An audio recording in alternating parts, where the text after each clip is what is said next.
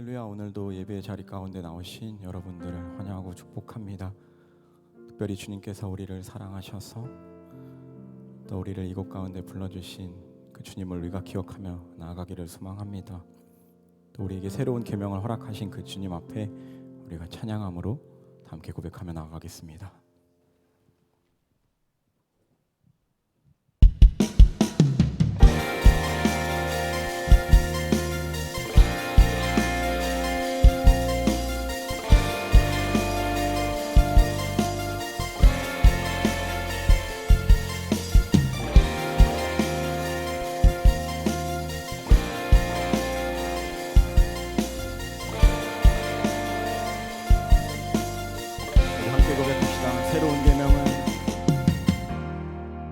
새로운 계명은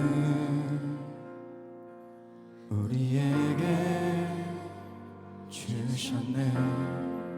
서로 사랑하라, 발을 씻기라. 모든 사람이 주를 보게 되리. 주의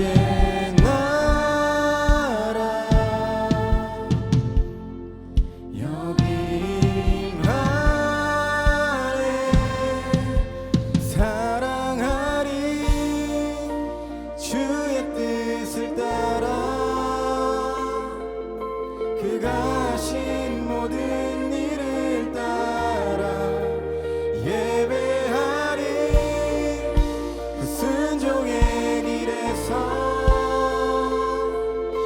세상은 주의 영광을 보리. 주의 뜻 이루어지리.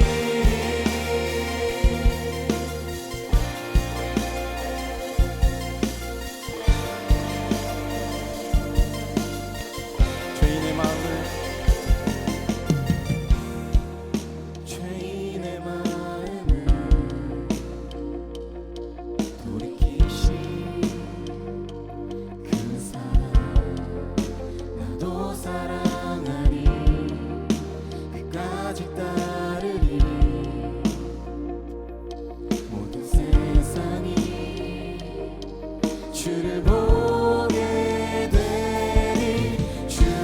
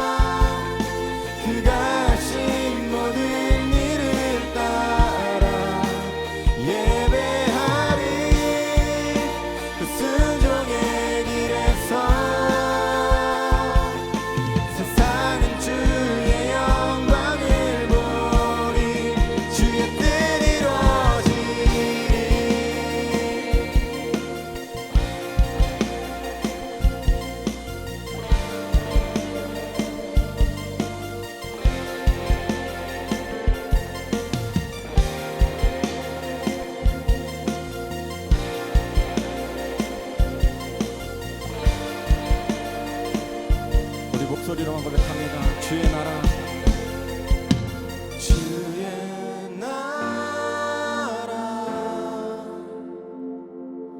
여기 임하네.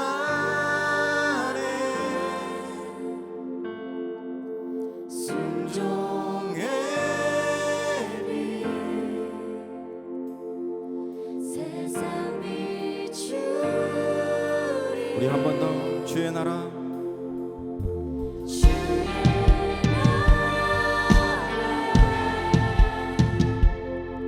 여기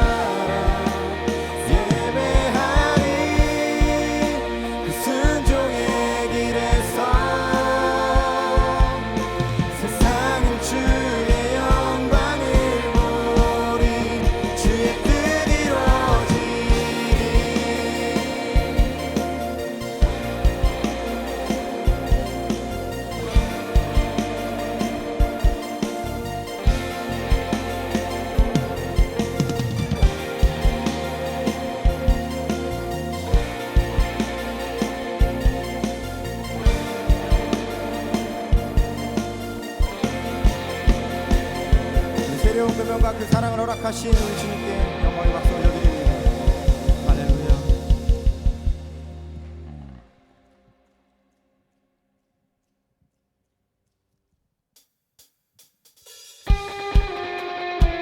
우리 가능하신 분들은 우리 다 함께 일어나셔서 우리 그 주님을 더욱더 찬양합시다.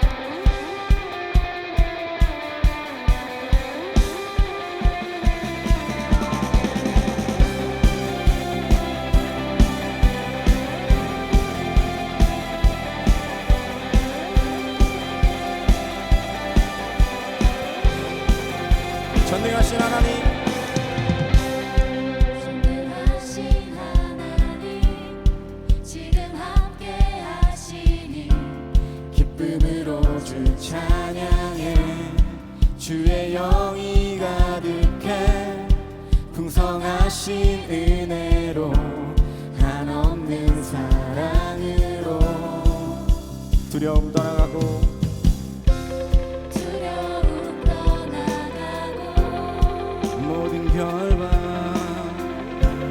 모든 결박 부셨네. 자유의 위대한 하나님, 나와 함께 하시니 내 모든 삶 주께 속했네. 온 세상 구하신 하나님도 생자, 주와 함께 땅 끝까지 가리라.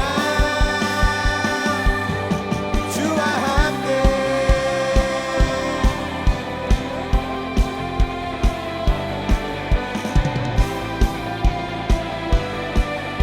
우리 처음부터 고백합시다. 전능하신 하나님, 전능하신 하나님, 지금 함께 하시니 기쁨으로 주 찬양해.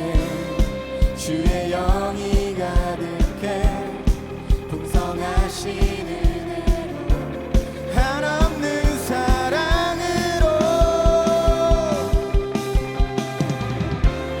두려움 떠나가고 모든 결박 푸신 주님,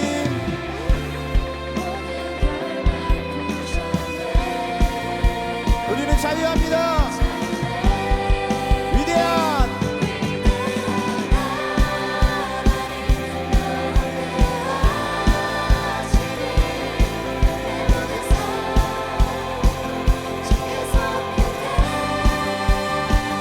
온 세상 구하신 하나님도 생자, 주와 함께 땅 끝까지.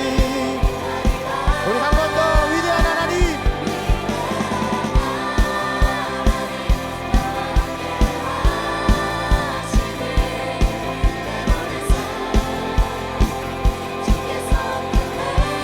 온 세상 구하신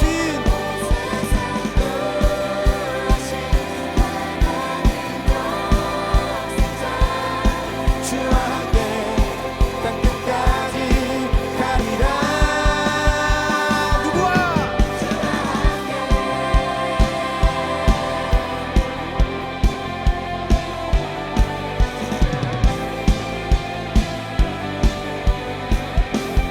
두려움 떠나가고 두려움 떠나가고 모든 결박 부셨네. 주와 함께 찬양해. 주와 함께 찬양해. 주와 함께 선포해.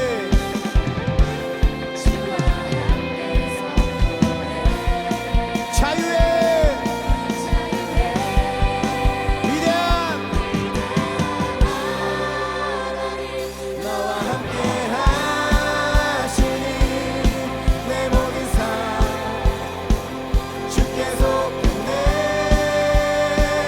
온 세상 구하신 하나님도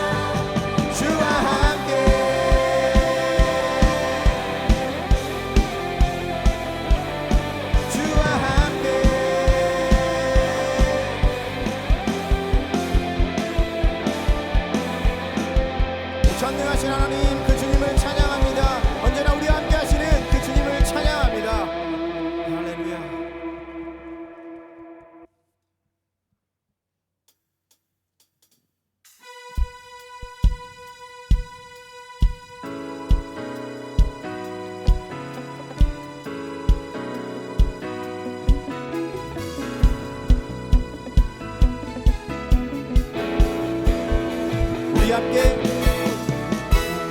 우리 함께 소리 높여서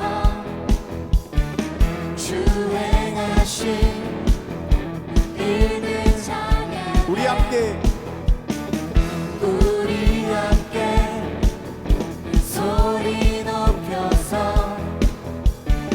주 행하신 일들 찬양해 어두운 세상 빛이 되셨고 너와 나의 삶의 평화를 주셨네 이렇게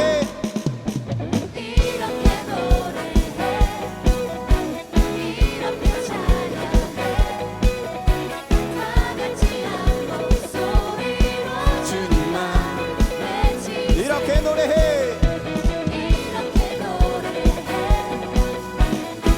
이렇게 찬양해 다 같이 기뻐 뛰면서 주님만 외치세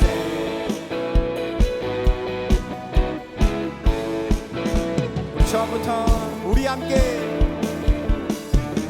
우리 함께 소리 높여서 주 행하신 일들 찬양 온 세상을 온 세상을 회복하신 주 예수 이름으로 하나님 자녀들 이렇게 이렇게 노래해 이렇게 찬양해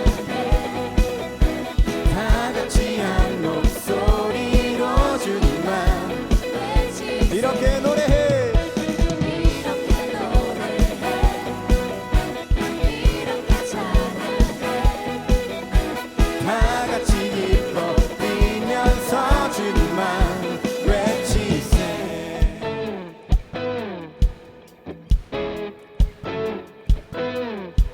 우리 한 번 더 할 때는 우리 더욱 가능하신 분들은 워십으로 더욱더 주님을 찬양하겠습니다 이렇게 이렇게 노래해 이렇게 찬양해 다 같이 한 목소리로 주님만 외치세 이렇게 노래해 이렇게 찬양해 다 같이 기뻐 뛰면서 주님만 우리 마지막으로 이렇게 노래해 이렇게 노래해 이렇게 찬양해 다 같이 한 목소리로 주님만 이렇게 노래해 이렇게 노래해 이렇게 다 같이 기뻐 다 같이 기뻐 뛰면서 주님만 외치세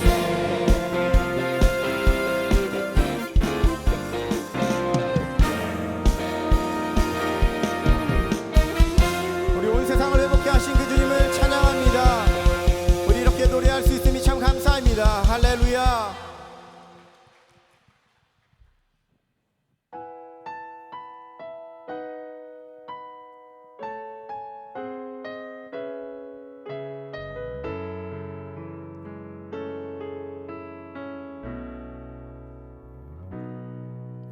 주 부르심 따라 예수 이름 부르며 나의 인생을 드렸네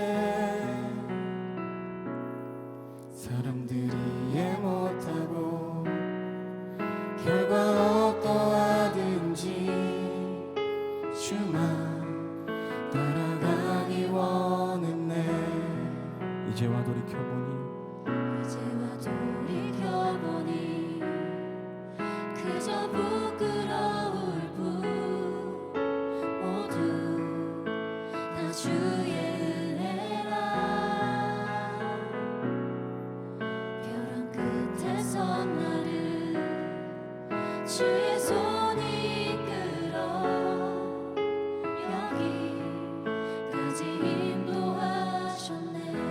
하나님 사랑 하나님 사랑 날 떠나지 않고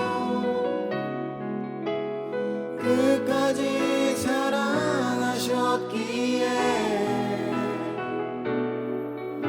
오직 예수와 십자가만 바라보면서 나의 생명도 아낌없이 드리기 원했네. 내 노래가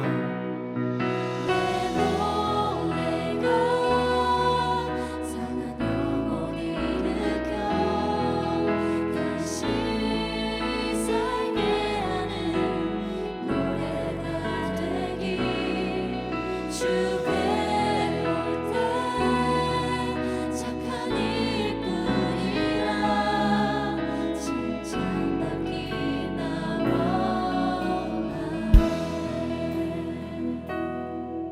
처음부터 고백합시다. 주 부르심 따라 주 부르심 따라 예수 이름 부르며 나의 인생을 드렸네. 사람들이 이해 못하고 결과 어떠하든지 주만 따라가기 원했네. 이제와 돌이켜보니 그저 부끄러울 뿐 모두 다 주의 은혜라. 벼랑 끝에 선 나를 주의 손이 이끌어 여기까지 인도하셨네. 하나님 사랑 날 떠나지 않고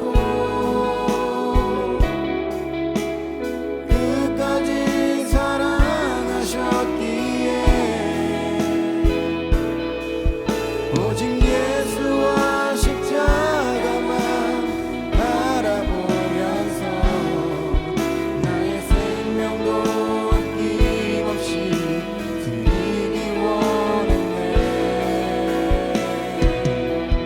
내 노래가 상한 영혼을 일으켜 다시 살게 하는 노래가 되길 주 배울 때 착한 일뿐이라 칭찬받기 나와. 하나님 사랑 날 떠나지 않고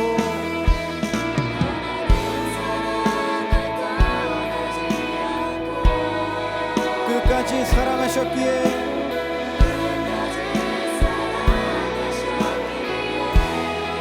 오직 예수와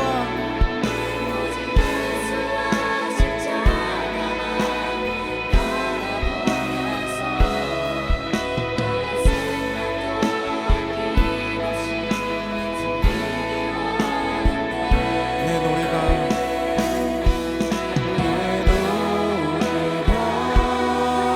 상한 영혼을 일으켜 다시 살게 하는 노래가 되길 주 배울 때 착한 일뿐이라 칭찬받기 나.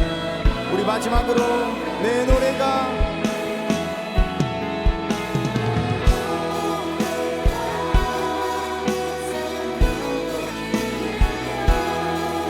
다시 살게 하는 주 배울 때 착한 일뿐이라 칭찬받기 나와.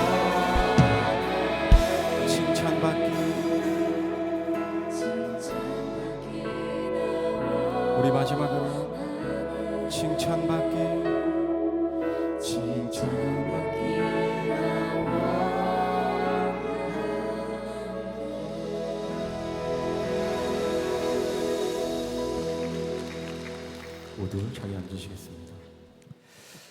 오늘도 우리의 예배 자리로 인도하신 하나님 감사합니다. 현장에서 또 온라인으로 예배하는 모든 예배자들 안에 하나님을 향한 갈망을 허락하시고 지치고 상한 심령으로 나아온 이들이 있다면 하나님의 풍성한 사랑과 생명으로 채움받고 회복되는 시간이 되게 하옵소서. 지난 한 주도 허락하신 가정과 일터와 학업의 자리에서 마주한 수많은 영적인 공격에도 우리를 눈동자와 같이 지키시고 능히 살아낼 힘과 지혜를 허락해 주셔서 감사합니다. 그러나 육신이 연약하여 하나님을 바라보기보다 눈에 보이는 즐거움을 쫓기도 하였고 우리의 마음과 입술이 정결하지 못한 순간들도 있었음을 고백합니다.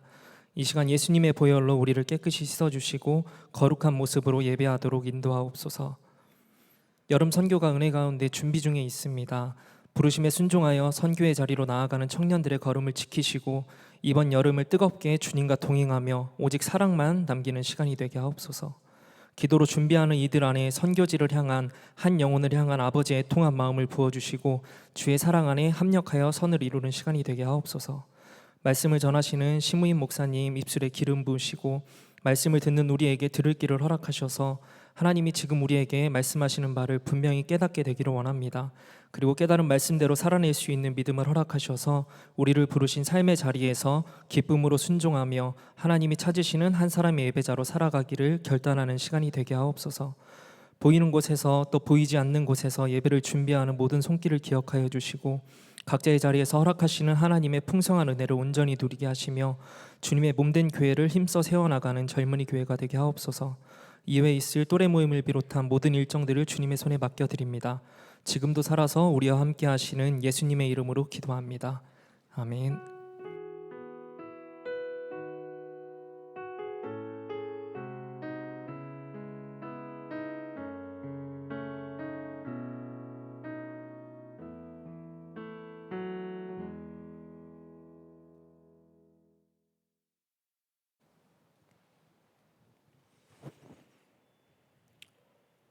화목한 가정에서 막내로 태어나 부모님의 큰 사랑을 받으며 하나뿐인 누나와 함께 우리 내 가족은 가족의 가장 큰 힘이라 여기며 부족함 없이 행복한 나날들을 살아왔었습니다. 저는 모태신앙이 아니었기에 주님이라는 말 자체가 낯설고 생소하였습니다. 그렇게 믿음 없이 살아오던 중 저희 가족에게는 이로 말할 수 없는 큰 시련이 찾아오게 되었습니다. 저희 가족은 경제적인 부분에 있어서 잘못된 선택으로 모든 것을 잃고 바닥으로 치닫아 있었고 그런 상황 속에 저희 누나는 가정에 도움이 되어야 한다는 마음에 취업에 엄청난 스트레스와 압박감을 받다가 그대로 쓰러지고 말았습니다. 간신히 숨을 건질 수는 있었지만 이미 뇌가 다 망가진 상태로 혼수 상태가 되고 말았습니다. 딸을 살리기 위해 할 수 있는 방법이란 방법은 모두 찾아보고 총동원해보았지만 돌아오는 대답이란 단 한마디 마음의 준비를 하셔야 될 것 같습니다 라는 말이었습니다. 남은 우리 셋은 그저 아픔과 슬픔으로 지켜보는 것 외엔 할 수 있는 것이 아무것도 없었고 매일같이 저희 어머니께서는 누나 옆을 지키며 기도하셨고 아버지께서도 열심히 일한 후 퇴근 후에 누나 옆을 끝까지 지키시며 기도하셨습니다. 그리고 그렇게 기도를 하시는 모습이 제 눈에 들어오기 시작했습니다. 그리고 스스로 너무나 궁금했습니다. 도대체 누구와 기도를 하는 것일까? 궁금증을 뒤로 한 채 저 또한 지푸라기라도 잡고 싶은 심정에 무작정 따라 기도를 하기 시작했었습니다. 그때부터 눈물이 마를 날이 없었고 매 순간 간절히 기도하며 일을 하였습니다. 그때마다 위로의 주님께서 저의 가족을 잡아주시던 손을 느꼈습니다. 하지만 결국 중환자실에 3개월, 저희 누나는 결국 버티지 못하고 세상을 떠날 수밖에 없었고 이후 우리 세 가족에게는 말 그대로 암흑기 중에 암흑기였습니다. 어머니께서는 실신 상태에 생활이 거의 불가능한 상태이셨고 아버지께서는 생계를 어떻게든 이어가고자 하는 마음에 누구 하나라도 마음을 다잡고 있어야 한다는 책임감에 어떻게 해서든 매일같이 눈물을 머금고 머금으시며 버티는 게 일상이셨습니다. 그러던 중 아버지께서는 기도를 하시다가 결단을 내리셨고 저희 어머니를 모시고 선한목자 교회를 다니기 시작하셨습니다.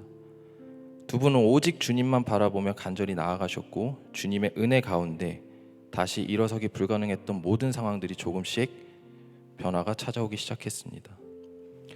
주님께서 손을 잡아주심에 저 부모님께서는 암흑에서 조금씩 빠져나오고 계셨던 것입니다. 몇 년이 걸린 긴 시간들이었고 저는 그 과정을 빠짐없이 옆에서 지켜보았고 저에게는 엄청난 충격이었습니다. 주님이라는 위대하신 존재에 대해 깊게 생각을 해보았으며 스스로 다짐을 하게 되었습니다.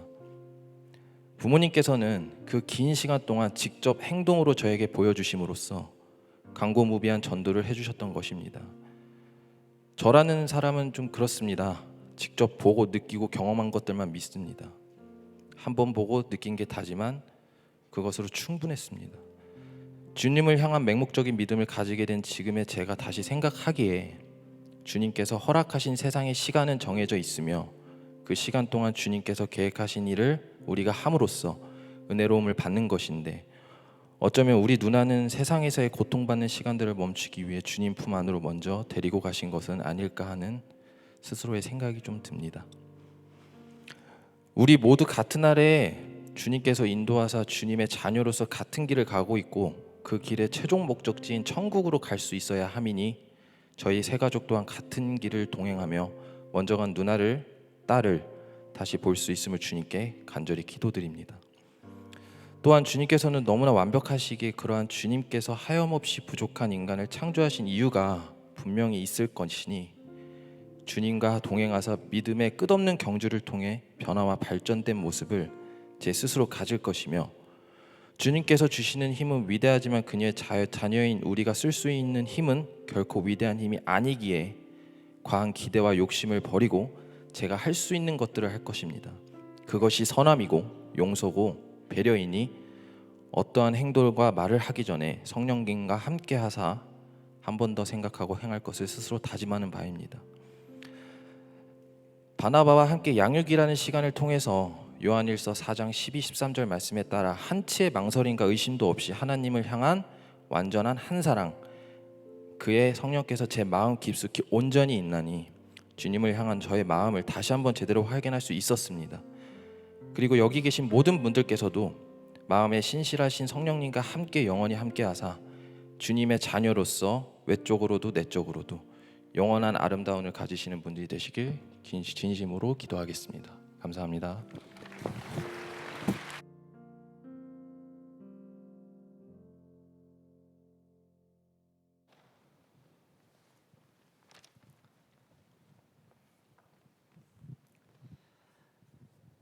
네, 기도하겠습니다.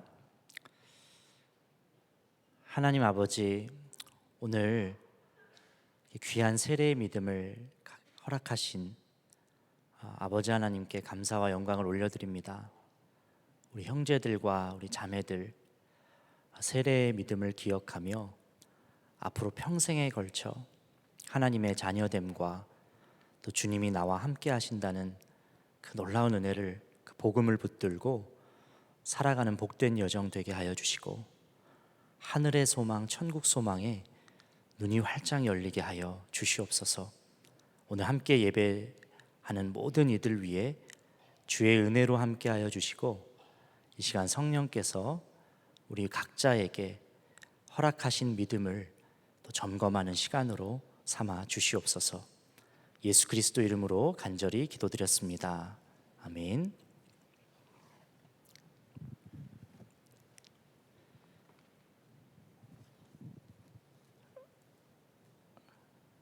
신미르 내가 성부와 성자와 성령의 이름으로 세례를 주노라. 아멘.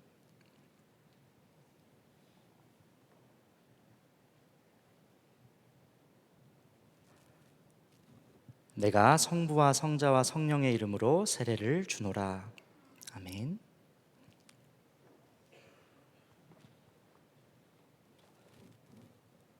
구동민 내가 성부와 성자와 성령의 이름으로 세례를 주노라. 아멘.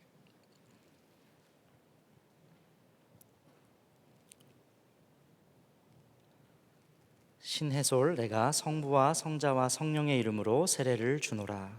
아멘.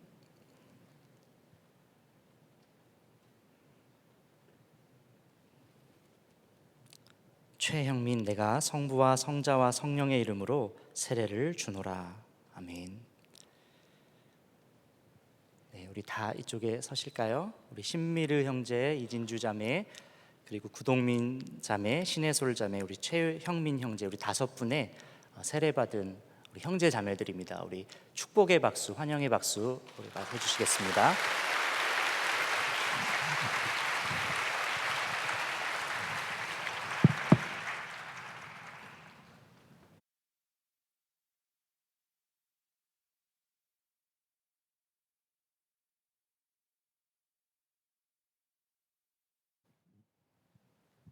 네, 이제 다 함께 하나님을 경외하는 마음으로 모두 자리에서 일어서시겠습니다.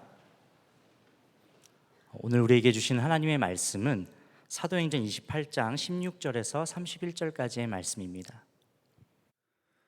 우리가 로마에 들어가니 바울에게는 자기를 지키는 한 군인과 함께 따로 있게 허락하더라. 사흘 후에 바울이 유대인 중 높은 사람들을 청하여 그들이 모인 후에 이르되, 여러분 형제들아, 내가 이스라엘 백성이나 우리 조상의 관습을 배척한 일이 없는데 예루살렘에서 로마인의 손에 죄수로 내준 바 되었으니 로마인은 나를 신문하여 죽일 죄목이 없으므로 석방하려 하였으나 유대인들이 반대하기로 내가 마지못하여 가이사에게 상소하며 내 민족을 고발하려는 것이 아니니라. 이러므로 너희를 보고 함께 이야기하려고 청하였으니 이스라엘의 소망으로 말미암아 내가 이 쇠사슬에 매인 바 되었노라. 그들이 이르되 우리가 유대에서 내게 대한 편지도 받은 일이 없고 또 형제 중 누가 와서 내게 대하여 좋지 못한 것을 전하든지 이야기한 일도 없느니라. 이에 우리가 너의 사상이 어떠한가 듣고자 하니 이파에 대하여는 어디서든지 반대를 받는 줄 알기 때문이라 하더라. 그들이 날짜를 정하고 그가 유숙하는 집에 많이 오니 바울이 아침부터 저녁까지 강론하여 하나님의 나라를 증언하고 모세의 율법과 선지자의 말을 가지고 예수에 대하여 권하더라. 그 말을 믿는 사람도 있고 믿지 아니하는 사람도 있어 서로 맞지 아니하여 흩어질 때에 바울이 한 말로 이르되, 성령이 선지자 이사야를 통하여 너희 조상들에게 말씀하신 것이 옳도다 일렀으되 이 백성에게 가서 말하기를 너희가 듣기는 들어도 도무지 깨닫지 못하며 보기는 보아도 도무지 알지 못하는도다. 이 백성들의 마음이 우둔하여져서 그 귀로는 둔하게 듣고 그 눈은 감았으니 이는 눈으로 보고 귀로 듣고 마음으로 깨달아 돌아오면 내가 고쳐줄까 함이라 하였으니 그런즉 하나님의 이 구원이 이방인에게로 보내어진 줄 알라. 그들은 그것을 들으리라 하더라. 바울이 온 이태를 자기 셋집에 머물면서 자기에게 오는 사람을 다 영접하고 하나님의 나라를 전파하며 주 예수 그리스도에 관한 모든 것을 담대하게 거침없이 가르치더라. 아멘. 하나님의 말씀입니다. 네, 모두 자리에 앉으시겠습니다. 오늘은 아주 특별한 강사 목사님을 모시고 우리 설교 말씀을 드리려고 하는데요. 우리 심우임 목사님이십니다. 목사님께서는 2011년부터 선한목자교회 사역을 하시면서 젊은이 교회로 사역을 시작하셨고, 그리고 비서실, 그리고 본교회 교구, 그리고 갈렙교회 담당 목사님으로 아주 신실하게 섬기셨습니다. 최근에 부천 신광교회로 청빙 받으셔서 이제 담임 목사님으로 나가게 되셨습니다. 우리 목사님 보내주신 하나님께 감사한 마음으로 또 목사님 환영하는 마음으로 우리 박수로 모시도록 하겠습니다.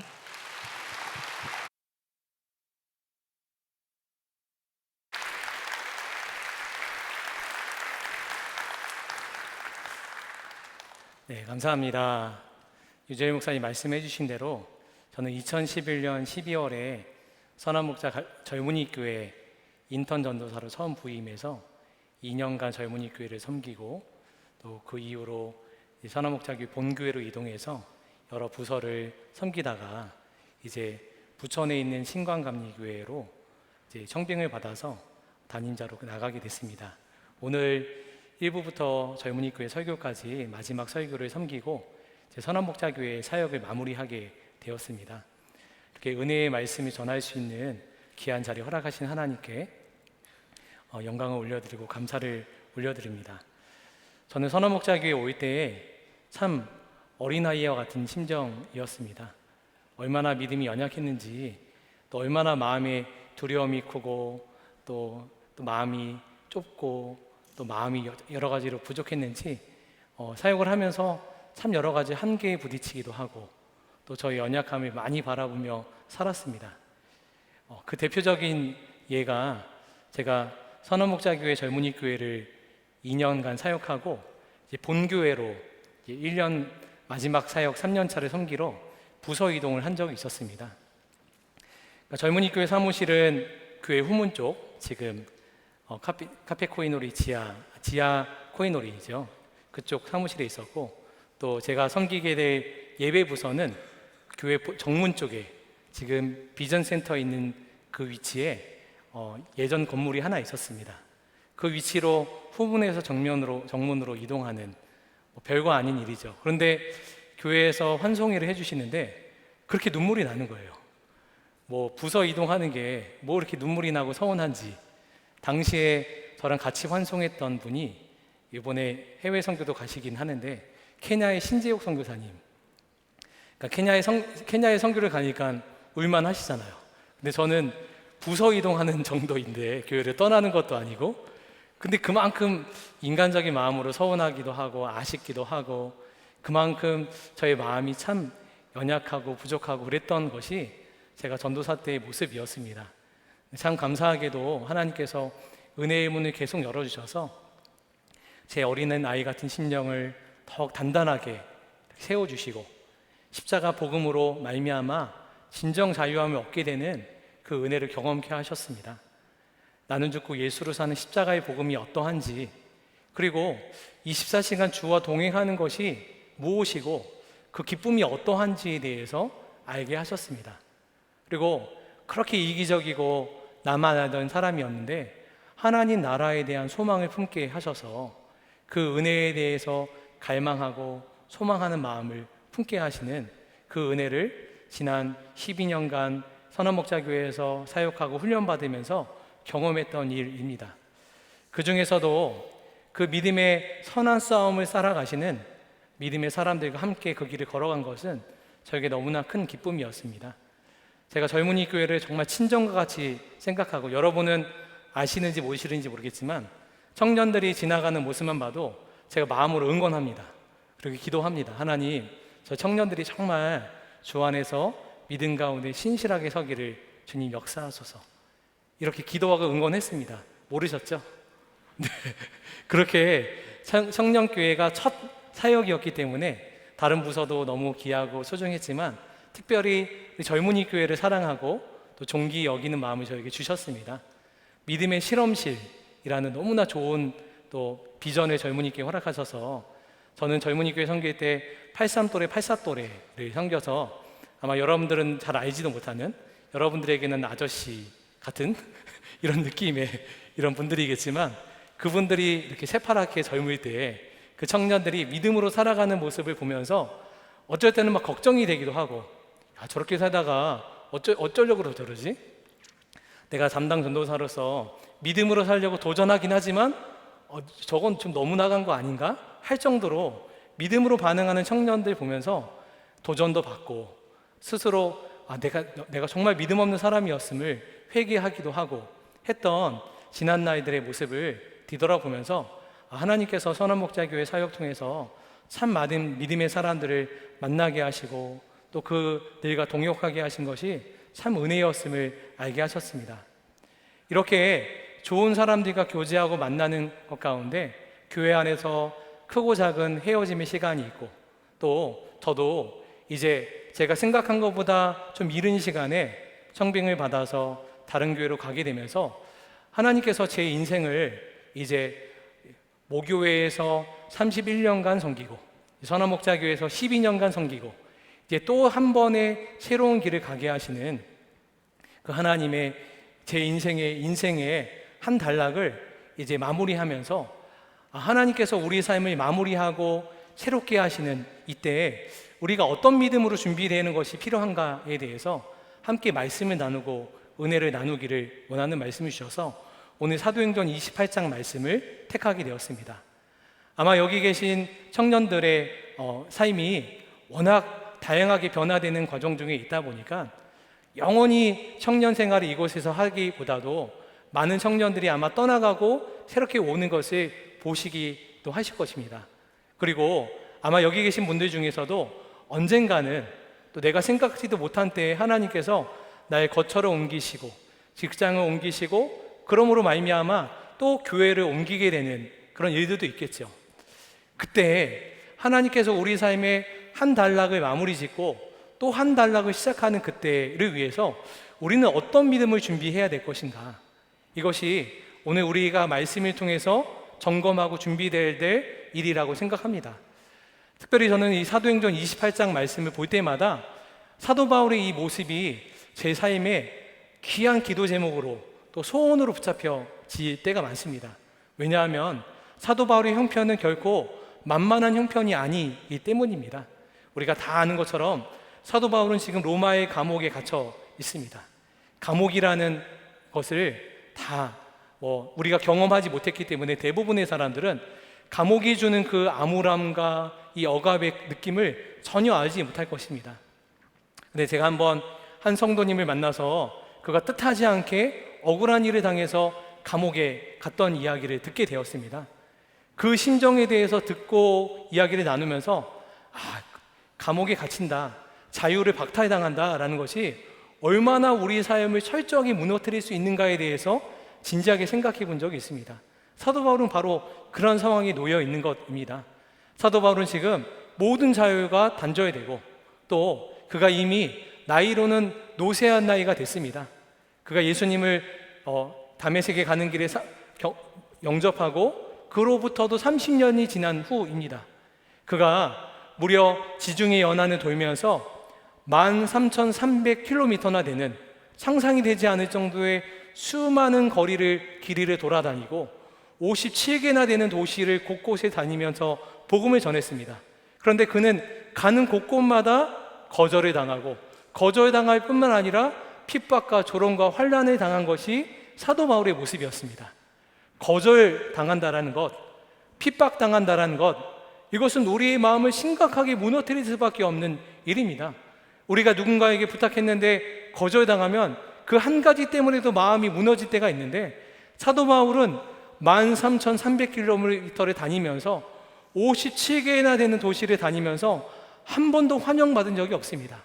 가는 곳곳마다 돌팔매질 당하고 조롱당하고 침뱉음을 당하고 감옥에 갇히기도 하고 그런 상황에 놓여 있었습니다. 그런데 사도 바울은 지금도 로마의 차가운 감옥에 갇혀서 쇠고랑이 찬 채로 있는 그 상황임에도 불구하고 우리가 쉽게 예측하기를 그 정도면 다 포기하고 다 낙심하고 아무런 희망도 없을 것 같은 그 상황에 있는 사도 바울이지만 결코 그런 모습으로 있지 않는 사도 바울의 모습을 보니 적지 않게 당황할 수밖에 없는 것이 우리들의 모습입니다. 사도 바울이기 때문에 그렇지 이런 접근이 아니죠. 사도 바울은 어떻게 해서 이런 믿음을 가질 수 있었을까? 오늘 말씀 30절 말씀에 보니까 바울이 온 이태를 다니고 이태를 자기 셋집에 머물면서 자기에게 오는 사람을 다 영접하고 하나님의 나라를 전파하며 주 예수 그리스도께 관한 모든 것을 담대하게 거침없이 가르치더라. 이게 사도 바울의 모습이었습니다. 그가 자유롭게 생활할 수 있는 때도 아니었고 감옥에 갇혀서 그저 그를 찾아오는 사람을 겨우 만날 수 있는 상황이었습니다.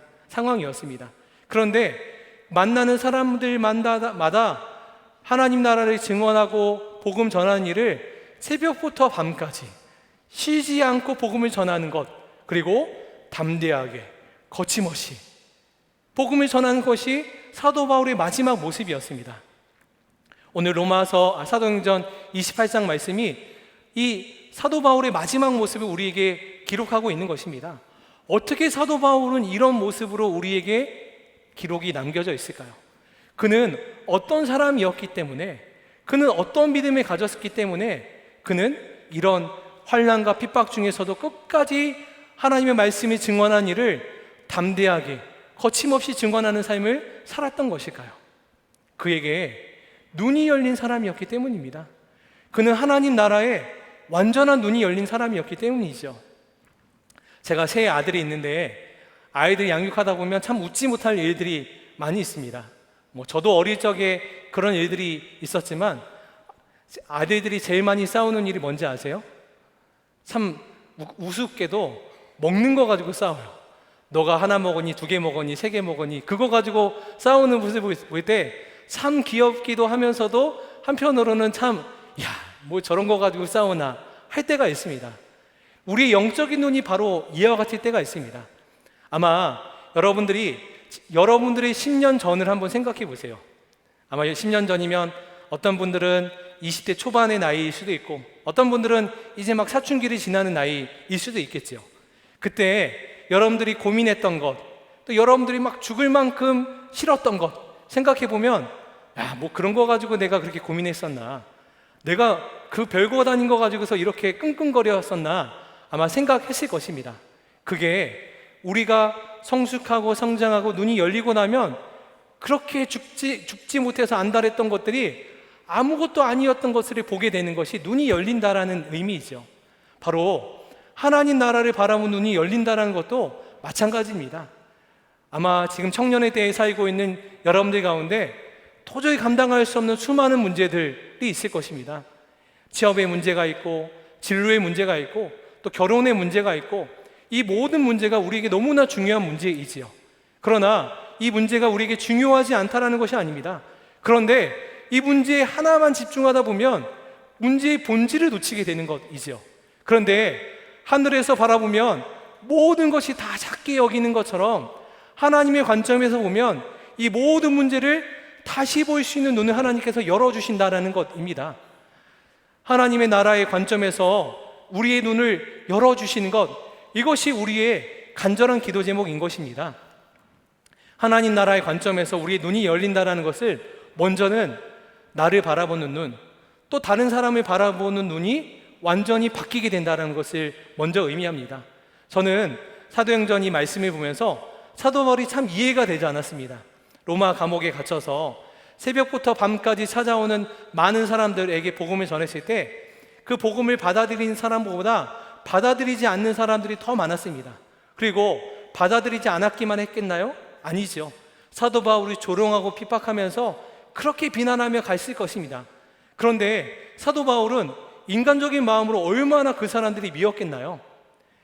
내가 복음을 전하고 그렇게 수고하며 애쓰며 복음을 증거했는데 그 복음을 받아들이지 않는 이 사람들 보면서 인간적인 마음으로는 내가 그냥 복음 전하지 말고 말지, 나만 내 생명의 복음 그거서 나만 살지, 저 사람들을 받아들이지 않는 저 사람들에게 뭐 이 좋은 거 주겠나 라는 생각이 왜 들지 않았겠나요? 그런데 사도 바울은 이 울타리를 완전히 벗어났습니다. 왜냐하면 나를 바라보는 시선, 다른 사람을 바라보는 시선이 완전히 뒤바뀐 사람이었기 때문입니다. 세상을 바라보는 사람, 여전히 인간적인 눈으로 바라보는 사람은 나를 바라보면 자기 연민에 빠지고 자기 우월감에 빠집니다. 또 다른 사람을 바라보면 남 잘 되는 꼴을 못 봅니다. 나보다 더 잘 되고 나보다 더 잘난 사람이 있으면 그렇게 마음이 서운하고 마음이 싫고 겉으로는 축하해 준다고 하면서도 속으로는 비비 꼬인 채로 그 사람을 진정으로 축복해 주지 못하는 것, 여전히 하나님 나라의 눈을 가지지 못한 것이지요. 여전히 인간적인 눈에 사로잡혀 있는 것이지요. 제가 청년 때 바로 그와 같은 사람이었습니다. 제가 고등학교 열심히 정말 밤낮 없이 공부하고 아침에 학교에 가면 꼭 하루에 2번 자리에서 일어났습니다. 점심 먹을 때, 점심 먹고 화장실 가는 시간도 아까워서 아침에 자리에 앉으면 하루 종일 수업 듣고 또 쉬는 시간 10분 동안에 언어 영역 하나 푸는 것이 제 어떤 로테이션이었어요. 점심시간 되면 그 시간 이후에 잠깐 화장실 갔다가 오고 또 공부하고, 그렇게 화장실 가는 시간까지 쪼개가면서 공부했던 이유가 뭘까요? 좋은 대학 가기 위한 것이죠. 겉으로는 하나님의 영광을 위해 공부한다라고 말하지만 실제적인 저의 목표는 오로지 성공이었습니다. 그러다가 시험에 미끄러지고 원하는 대학에 가지 못한 제 상황이 어땠을까요? 20대 평생 제 마음은 열등감과 교만함을 왔다 갔다 하는 상황이었습니다. 저보다 좋은 대학에 간 사람 보면 마음이 위축되고 또 어떤 어떤 마음의 열등감에 빠지게 되고, 저보다 좀 못한 대학에 다니는 사람 보면 그렇게 마음에 우쭐하고 우울감이 생기고, 겉으로는 전혀 티내지 않지만 마음이 요동치는 것을 항상 느끼면서 하나님의 은혜를 안다 하면서도 그렇지 못하는 삶을 살았습니다. 그러니까 누군가 잘 되는 꼴을 못 보는 것이죠. 그렇게 믿음이 좋다라고 사람들에게 인정받지만 실제로는 전혀 믿음 가운데 서 있지 못한 여전히 세상적인 인간적인 눈을 가지고 사느니 하나님 주신 소명, 사명에 대해서 전혀 눈이 열려지지 않은 채 그렇게 어떻게 하면 인정받을까? 어떻게 하면 더 성공할까? 더 빠른 길이 무엇일까? 그렇게 전전긍긍의 인생을 허비하며 살던 것이 저희 20대의 시간이었습니다. 그런 모습으로 살다가 인생의 곤두박질을 치는 시절이 있었습니다. 인생을